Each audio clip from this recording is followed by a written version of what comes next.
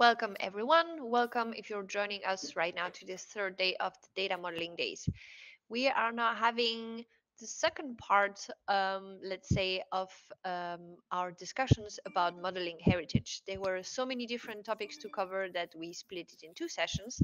And now we're going to talk about protected areas and monuments. So we're going to have two presentations from Ismael and Nicola, and then we're going to have a common Q&A phase where you will be able to either unmute your microphone or write in the chat to ask your questions or make suggestions or have basically discussions with our two speakers. And we are going to start with Ismael Olea, who's going to talk to us about how to model protected areas in Wikidata. Okay. Hello. Thank you, everyone, whatever the part of the world you came from. Um, well, I don't know exactly how to speed the talk because there are a lot of little details in Wikidata instancing, whatever, which maybe is not necessary to get into so many details at this moment, but the slides are ready with some pretty links with example queries. So I think I'm gonna do this pretty fast, and later, if anybody wants to get into details in the discussion or whatever, we are ready to do it. Okay. So this came from I was studying a master in environmental science, and at the same time I was learning about Wikidata. So I have a mismatch of, oh my god, we don't have modeled a lot of these pretty nice places. So I investigated and I started a big task of importing a pretty big database. And I found a lot of things that make me thought about the best way to do this, because I couldn't find a pattern, a data model that satisfies me and all, or nearly to be standardized, to be standardized, to follow. So after some years, I found this idea, this proposal, and I'm just sharing to you. I don't know if I want to push this so much, because, as you will say, there are a lot of tasks to do, a lot of things to modify. So it needs a lot of peace of mind for someone to want to get into this. So the problem. Basically is we don't have we don't have set a good practice about how to use protected area item. We have the concept, but it's not standardized in the way, for example, we knew for tangible heritage or immaterial heritage, which is a pretty new work from this year by Susanna, we are mixing the use of instance of and heritage designations property. So the data model is not clear. Another reason I found, or I was interested about this, is because we made an experimental heuristic application, web application, reusing Wikidata information, Wikidata data, and found it was very complex to do the reuse because the queries, because this problem of modeling. So I have here some practical feedback too, not just my abstract thoughts. We are mixing instances of the natural geographic places, a ridge, a valley, whatever, an island, with the protected areas in the same item. I'm mixing instances of natural. Using the property P31, of course. And conceptually, both are different, because a geographic area, but is supposed to be pretty clear in Wikidata. But a protected area is an administrative act, and is made by authority under a legislation and have a very precise set of specification that explain the relevance or explain the covering of the area. So to me, it's a completely different concept that should be managed by itself in the way we are going to propose. And probably this should be addressed at some point in the Wikipedia protected areas. Being protected is not easy because we can find, for example, in this case, the Valley of Kailoshan. I don't know how to pronounce it correctly, sorry. At least three designations of conservation related with the same geographical place. Each one is different. Probably, well, I don't know. I think this is a British place. Now, well, probably when if it was designed, it was related with the Birds Directive of the European Union, the Nature 2000 directive of the European Union, and whatever other national, local legislation law who is applying. So the problem can be really big, and we are finding several levels of jurisdictions from international like UNESCO to national. For example, in the case of the European Union, we have a common directive, but the laws are national always, are aligned with the directive, but are national. And we have national, regional, and maybe in some cases little ones. So it's complex. It's not trivial to model this. And when you want to query in Wikidata for protected areas, you need to do something like this. Supposedly, this is the most wide query. Is the bigger I found. To be sure, I'm searching for everything, at least using properties, because probably I'm missing things that are instanced as protected area, but not using any of these other properties, which most of them are identifiers of the databases, whatever database. And at some days it can, some days can't. Wikidata query service serve the query. To me, this is not trivial. To me, this is not practical from the reusing point of view. The thing is more complex because we are mixing heritage, immovable, tangible heritage with natural, because first the heritage designation property, the classical one we have been using today, and because, for example, UNESCO World Heritage Site, I don't know if some other use inventory, they add to the inventory things that are both cultural or, and because in some cases they can be both, maybe natural. So to disregard, to separate this in queries is not trivial today. We have another problem with heritage designation. We can find a semantic drift. When it was created, seems clear it was referring to check, look at this heritage status of a historical site. Yes, immovable heritage, not tangible. So maybe we have here something to discuss later. And it have drift to natural, cultural or natural side. Why? Because probably people has been using the property for natural spaces, and someone thought it would be right to fix the property to cover all these cases and to remove the warning. At that point, I can understand it can look reasonable, but in the big view, I think we need to fix this. For example, this is an example query. Is not really important how the content, but just to check the kind of elements we are using. They are purely things of, I will say, no, lo diré. Oh, I made this correctly. Oh, no, this is wrong.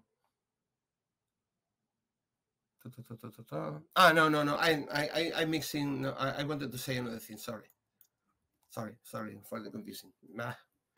Okay, some data. I don't explain this. I just we have the slide here, and we can talk later.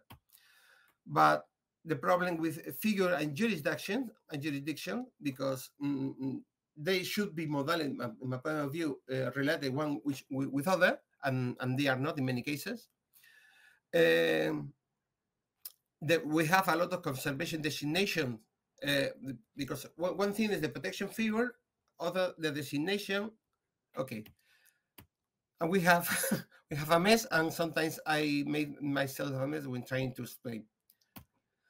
And we have a very nice subclassing party, because we can find more than 200 subclasses of protected area. I think this is not practical. In many cases, a lot of cases, there are subclasses applying to a local jurisdiction, which can have sense in the point of view of knowledge engineering, but it has a very complex problem. When you are modeling, you need to know these classes exists, and when recovering the data, you have more complex queries that sometimes Wikidata queries can serve at this point of time, and you can explore these little cows. And we have look more than 1,000 subclasses of protected area. Ismail, What is 2 this? minutes left. Okay, propose a solution. This is very nice. This is the most important thing. I propose a new property, protection status of natural area, to relate the protected area to the conservation designation. This conservation designation will be related to a jurisdiction. A protected area can be inside another protected area, should be always in a human geographic territorial entity, and related to with a geographic region. So I think this model is explaining clearly how which the data model is and how it should be used. And then there is some details on how the property could be designed, probably. Justification, why this is a marvel, and a lot of tasks to do. There is from redoing the conservation designation class, for example, and fixing a lot of things. Probably we are talking about editing more than or near to 150,000 elements, items. And we have another terrible problem, as you probably know, because we have a lot of ambiguities in the side links, because we can have an item described as for example, as a rich, but some of the articles in some side links are talking about the protected area of this place, or are talking about the both things. So this is a very complex problem. I don't know how to fix. A lot of things to do. Closing. And thank you very much. Thank you so much. So I see that we already have some questions in the chat, but we're gonna hold them for a little bit more, because we're gonna have first Nicola talking about monuments. Yeah, monuments. So sharing the full screen.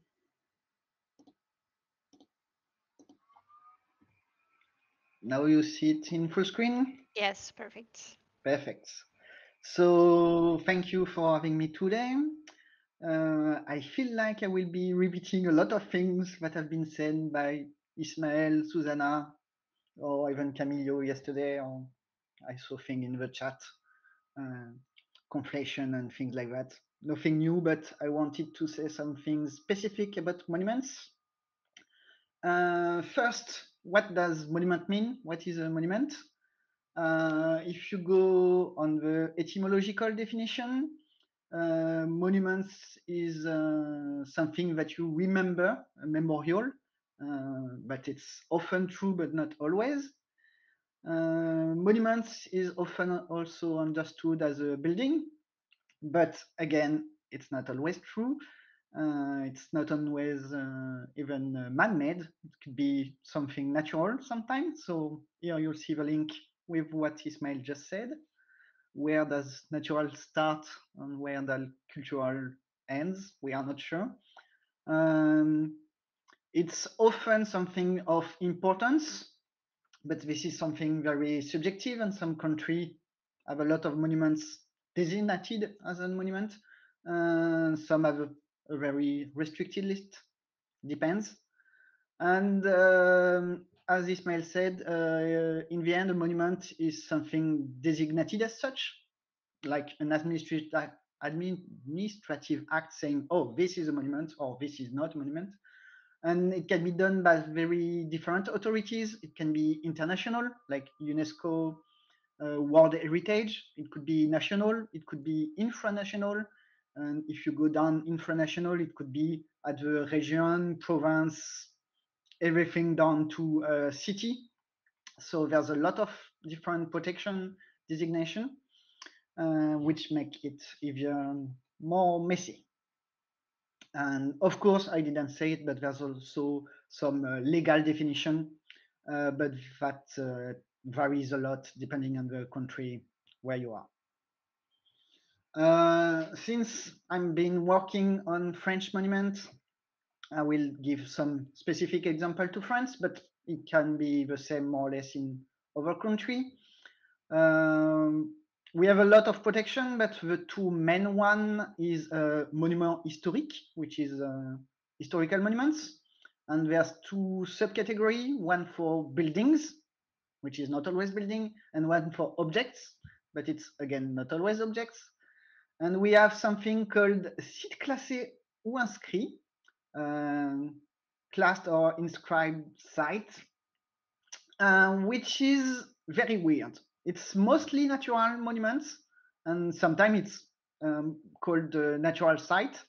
But the official definition in the law is anything historical, artistic, scientific, legendary, or picturesque character, which could mean basically anything, or yeah, it's very wide. And there's more protection, as I said, for specific things, registered building, listed building, things like that. So the best way to explain it is to show example.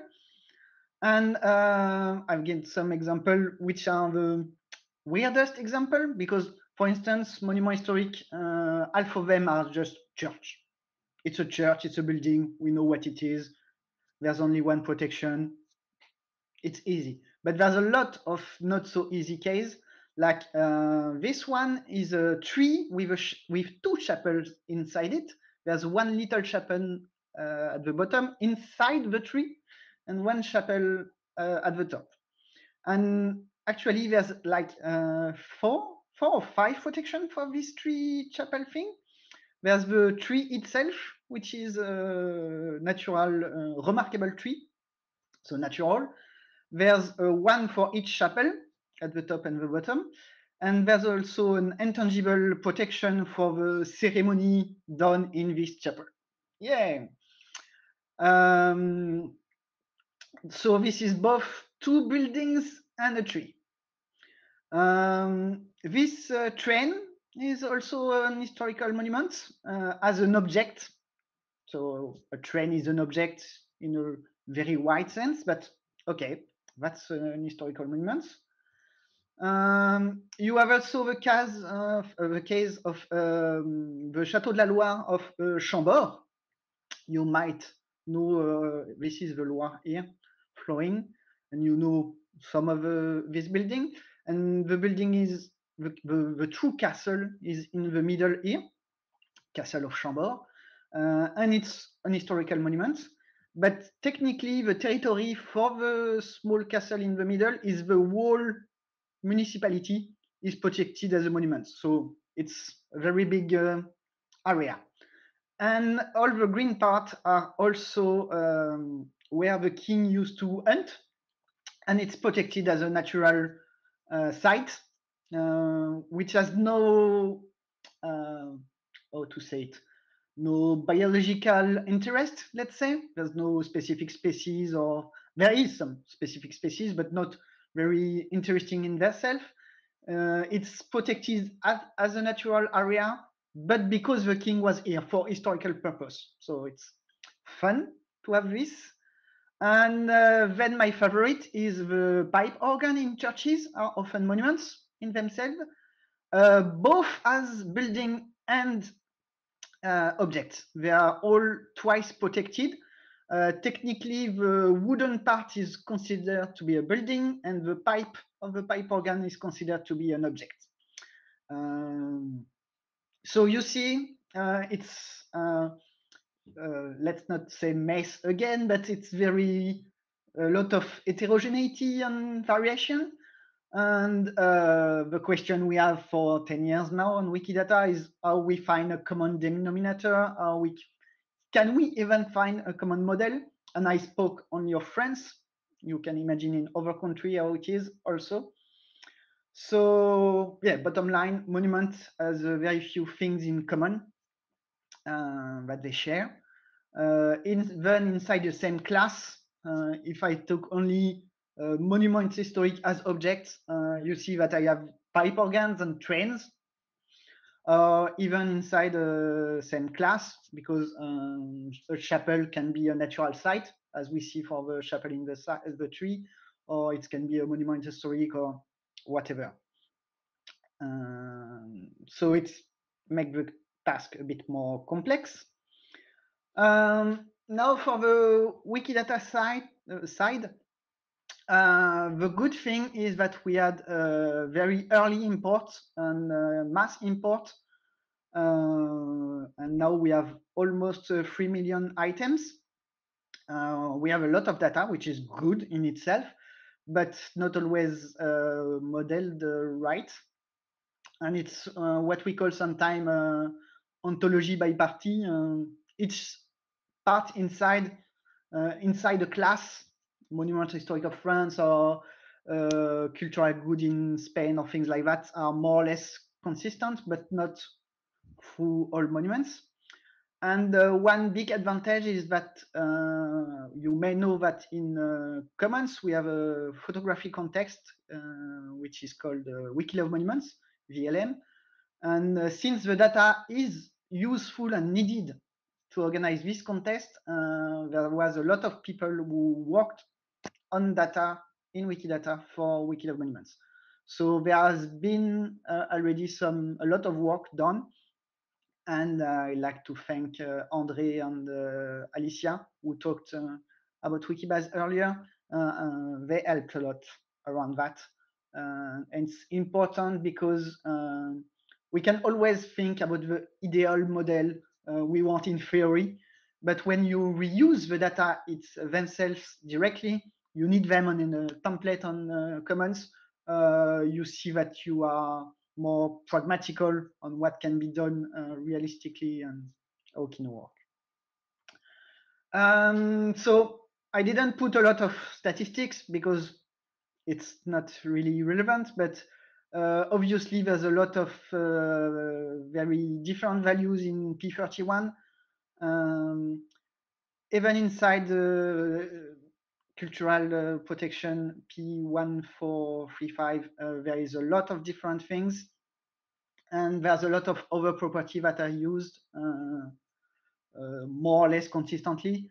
You can expect often a coordinate, for instance, for building at least, but not always, because objects train can move, so you cannot put a coordinate on a train.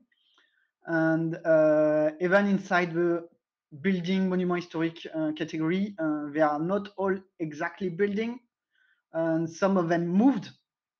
One fun fact is one cloister from France, which was a monument historic, was moved to New York to the Cloisters Museum a century ago by Rockefeller, if I'm right.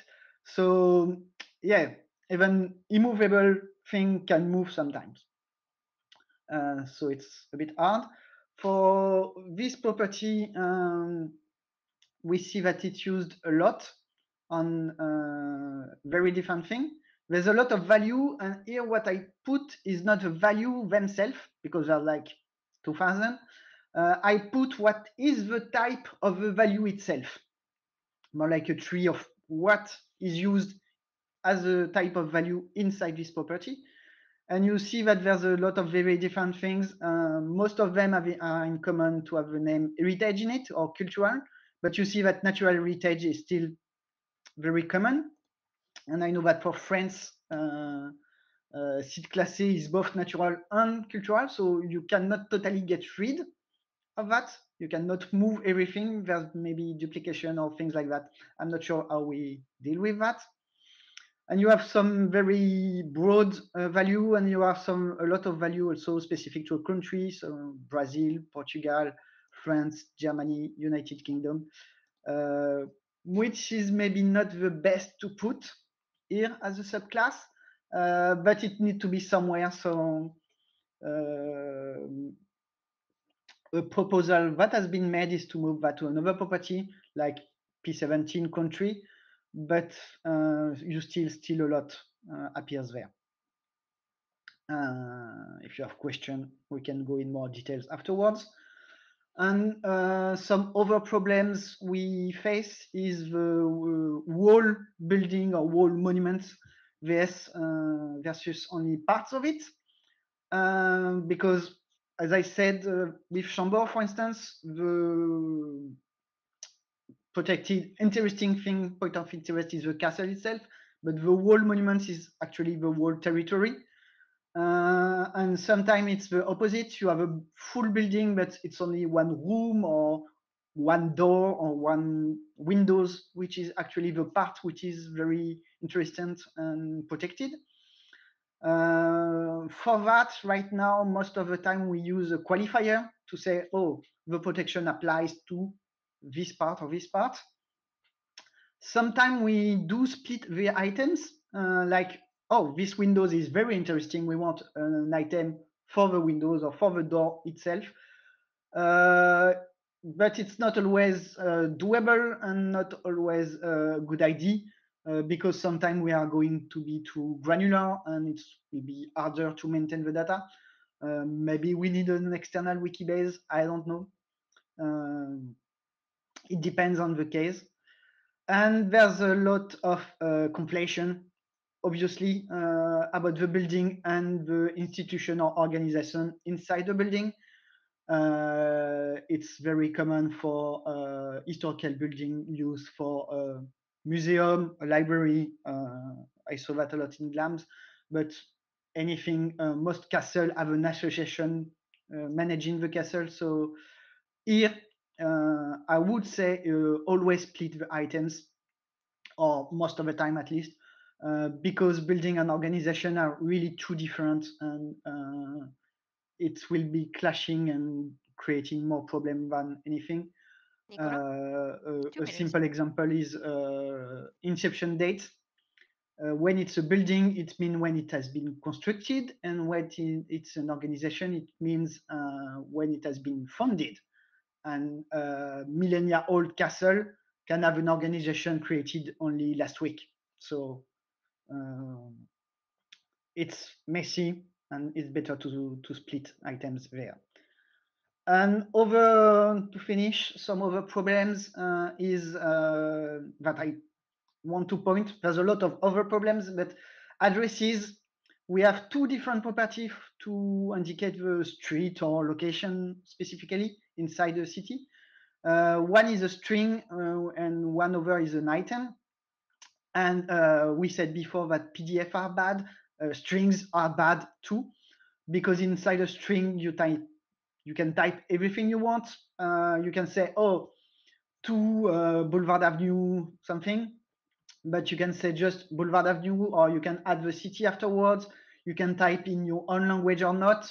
I know that in the Pyrenees between France and Spain, some things are two addresses, both in French and Spanish, or in Catalan or Basque, for the same data inside in the end. So if we can avoid string, it's a good thing. But sometimes it's necessary to stick to strings because you cannot do otherwise. Again, in the mountain, very often the address is something like go on to the mountain 200 meters, then to the right for the next mountain path, and there is your chapel you are looking for. And it's more a comment or indication for the itinerary than a real address, but clearly this cannot be done with an item, so we stick with it. But it creates a lot of redundancy that should be addressed in a way or the other. And that's it for most of it. And I wanted just also to talk about the tools because we can create the Nicola? perfect model. Yeah. Sorry to interrupt. Just one more minute, and then we will wrap up to have time for It's questions. the last slide, so perfect. So yeah, you can create in your mind the perfect model, but if you don't document it, if you don't explain it to the people, it will not be used, and it will create more problem in the end. And sadly, we have a very heterogeneous documentation. We have a lot of talk space for building heritage, for cultural heritage, which is more or less the same, but not exactly for a lot of things. And we don't have a lot of tools to check that it's the documentation is respected. We have a lot of tools, but they are not easy to use, to find, to reuse, to apply, whatever. So Sparkle is a good thing because it's flexible. You can do exactly the query you want, but you need to learn how to write a Sparkle query, which is a big step. There is some schemas. I created one for the French Monument Historic Building. And if you go to the top page, you see that there's like 3 people saying, I don't know how to use schemas. There's a constraint and everything, but it's not always synchronized and used in a good way. So I think we need to work on that. There was a session about improving the design of schemas, and yeah, go for it. And that's it. Thanks you. If you have questions, and maybe we can also interact with Ismael because there's some overlap. Thank you. Absolutely. Thank you so much. Thanks, Nicola and Ismael. So now we have around 15 minutes for discussions and questions. So indeed, feel free to make it interactive by unmuting your microphone and talking, but you can also write in the chat. I don't see questions yet, so if you already have like questions or comments for each other, let's go. Oh, and then we're gonna have, I'm not sure if that was a hand raised, but anyway, if you have any questions or comments.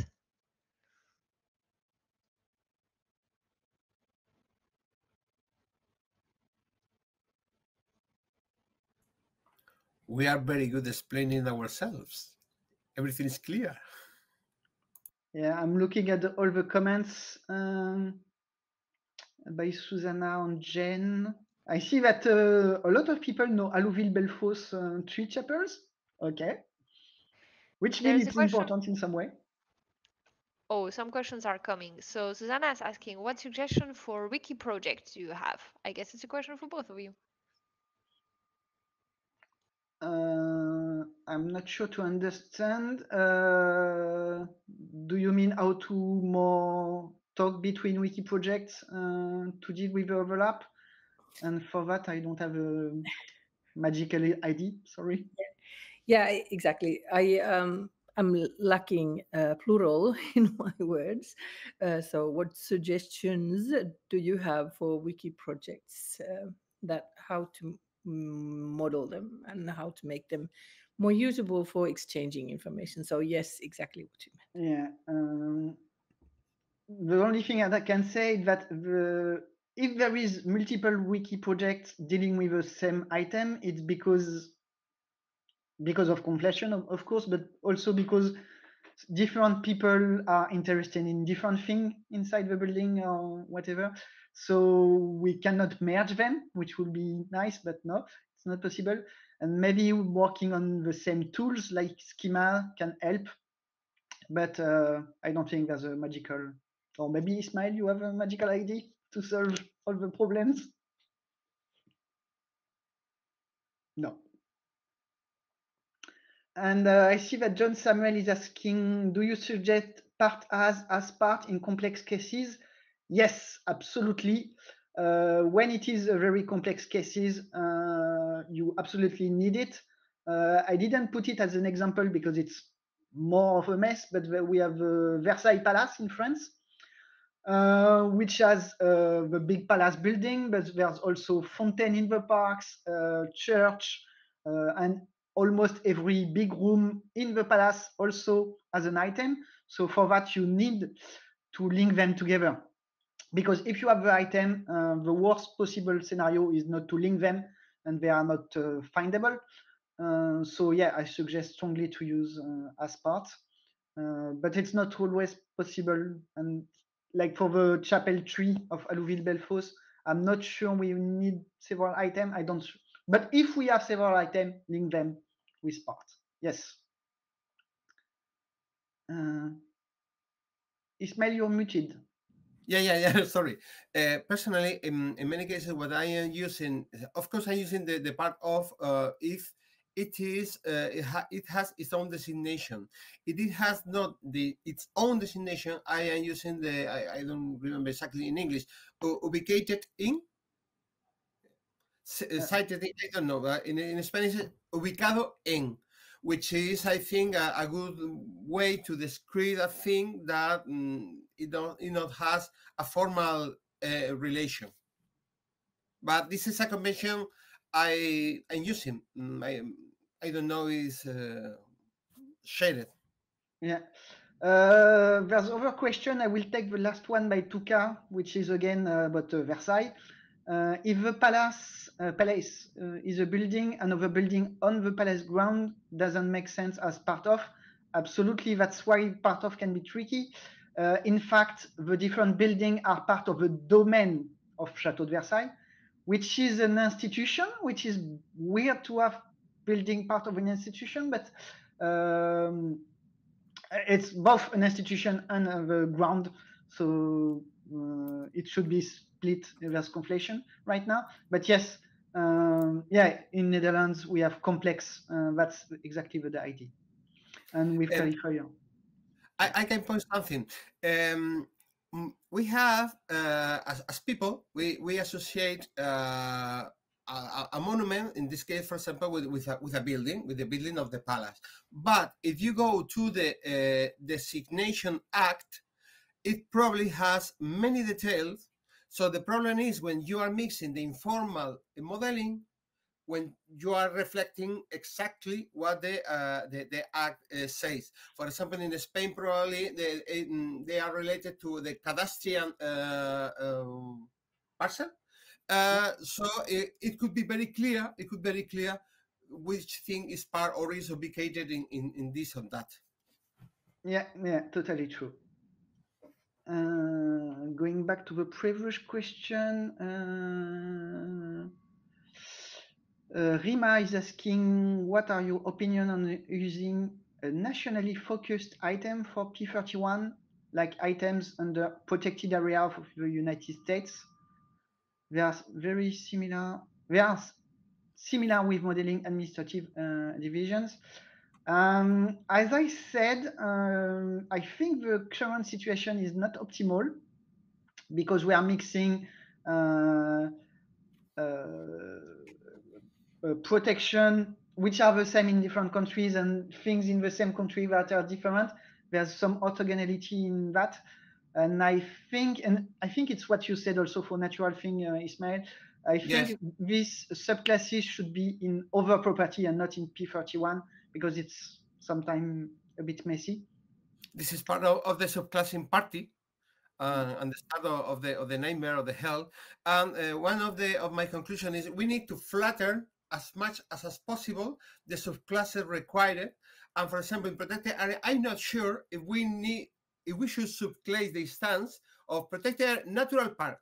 I'm not sure because there are some very general concepts, but when you go to some more local detail, I think you explained one case where there's a special interest or a scientific interest place, whatever, in Spain, one region has and one region doesn't have. So it's to show at your feet probably if you abuse of this subclassing. Another thing is it exists as a precise designation in a law. In that case, it should be modeled as a designation, an instance of designation, or whatever the final convention is set. But be very careful with the subclassing party. Yeah, very true. Especially as you should not mix protected by United States and protected in United States, because, for instance, because they have ships. Yeah, because, for instance, the French monuments historiques are protected by France, but some of them are not in France. For historical purpose, for instance, parts of territory that were in France, like French colony and things like that, thank you, history, or nowadays places all around the world connected to French people in some ways, like Victor Hugo House in Guernsey, which is not part of France, but it's protected by France because it's related to France. So it's a nightmare. And I know that other countries do that too, like all the World War II memorials in France are protected by the United States because it's a cemetery or things like that for World War II, but they are in France and protected by United States. So more fun. Other question, Jane is agreeing for the subclassing party. Yes, certain stance can be pity. Lydia is asking, same for stuff left on the moon, I guess. Yes, there is some monument on the moon. Thank you, Apollo 11, I guess. That's very small. That's more art than monument, so it's not a problem for me. I leave it to someone else. Susana, can you talk more about this thought? I'll just briefly say that with the Wiki Loves Living Heritage or Living Heritage modeling proposals that I have made, I kind of skipped this intermediate object of the designation. So an heritage element is directly connected to the repository or database or the inventory or the list where it's named. And in fact, the designation property tells that it's a designation, and the list itself is classified as a repository of that kind. So in fact, it has, this way, many problems have been avoided. I don't know if there are, well, of course, now there's incompatibility between these two approaches. Yeah, sorry for that. Now I'm remembering that when I imported the CDDA database, which is a new pan-European, more bigger than the European Union database of protected areas, they renounced completely to subclass or to do an ontology of the designations because it's a name. They just got whatever the national administration gave to them and assigned a number and so on. Yeah. I think this will be when, you know, we have a close look at these, and we have tons of items, which makes it, of course, difficult. But I think we should maybe come closer together with these two approaches, or then find a way to manage them both. Yeah. I think the problem comes when there is overlap Yeah. And when we need to make sure that different ontology are not clashing too much, at least. Mhm. Yeah. And Jen is saying that yes, when in doubt, get yourself a property. Sometimes, not always, but yeah, it's a good thing. But Well, don't try to put too much in some properties. maybe we are in a property party too, creating new property, whatever. Um, in some case, we can discuss: do we really need this because we have overlapping, whatever? Maybe we okay. Probably this is very reasonable, but we have the practical part. If, for example, we decide no, we with just one status property can fit for all if we have the correct data model. Imagine we can discuss, and in 5 minutes we agree, and we have a clear answer that satisfies all our cases. Then you need to modify Hello Wikidata, and the fourth, I don't know if deserve the it deserves the fourth. I don't know. So it's a practical thing just to start creating a new property, but it can be suboptimal in the knowledge engineering point of view. Yeah, I think we can conclude with what Nikki said this morning or earlier. Oh, the word doesn't fit nicely in our little boxes. Yeah, the word is messy, so is our data. I think we have like 10 minutes left.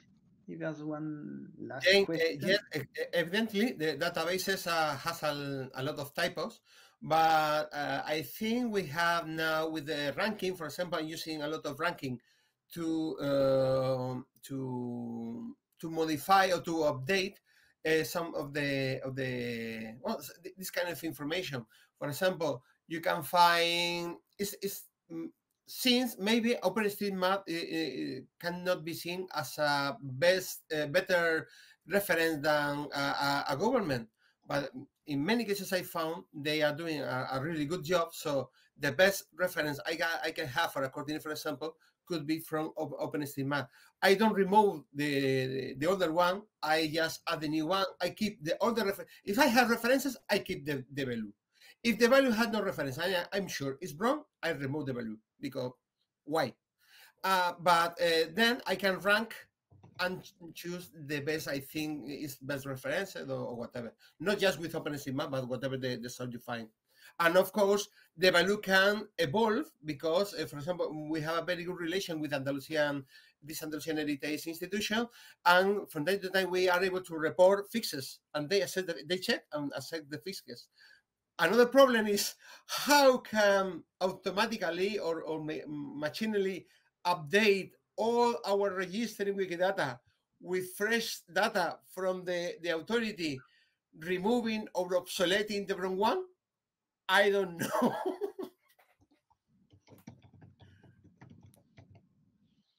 I don't know ever. And I checked for Lydia, the fallen astronaut on the moon is indeed a monument, according to Wikidata. So yeah, it's not even always on Earth.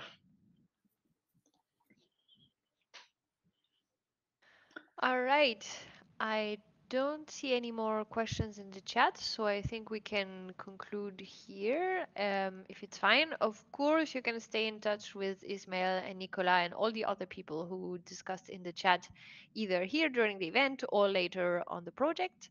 Thank you so much, Nicola and Ismail.